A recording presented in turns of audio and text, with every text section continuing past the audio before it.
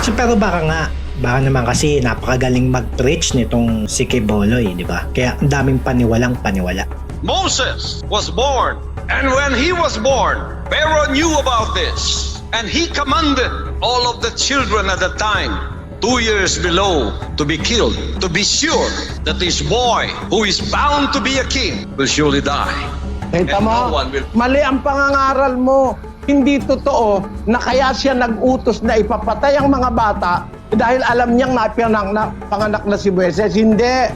Ang dahilan niya kung ba't niya inutos patayin yung bawat lalaking batang ipapanganak dahil ayaw niyang lumakas ang puwersa ng Israel. Wala siyang kamalay-maalay na nung panahon pala na yun ipapanganak si Moises. Wala siyang malay doon. Ang intensyon niya hindi para targetin si Moises, kundi para walang puwersa ang Israel na sa mga lalaki. Kaya pinapapatay niya sa mga hilot pagkapanganak pa lang.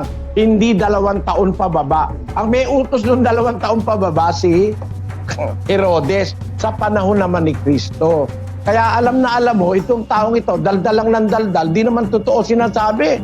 Galing lang sa kukote niya, hindi siya nag-aral ng Biblia. Disclaimer, di ako naniwala sa mga doktrina, sa mga bylaws nitong dating daan. Pero sa pagkakataong ito tama naman si Brad Eli Soriano. Nasa Bible yan. Exodus 1 verse 9 to 10, Exodus 1 verses 22. Kayo na magbasa. Basa-basa din ng Bible pag may time. Nagtataka lang ako dito kay Quiboloy. Bible na nga yung pinagkakakitaan mo ng milyon-milyon. Sana ayusin mo na yung pagtuturo. Pero kahit papano naman, di ba? At least, mga nauuto mo, may makukuha man lang sa'yo tamang turo sana. So, tagal mo nang tinuturo yan, hindi mo pa kabisado yung Bible. Ang katunayan, hindi siya nag-aral ng Biblia. Si Marcos ba naman daw apostol? Wala namang nakasulat sa Biblia ang apostol Marcos. Pakinggan nyo. Apostol muna ang gusto kong magpatotoo sa akin. Nakikinig ba kayo? Si Apostol Marcos. Ayon. Nakikinig ba raw? Sino kausap niya dyan? Miyembro? Nakikinig ba kayo? Sabi niya, worship service nila yan eh. Ang gusto kong magpatotoo sa akin, si Apostol Marcos. Mali yan, walang Apostol Marcos. Lumusot ka uli, Quiboloy.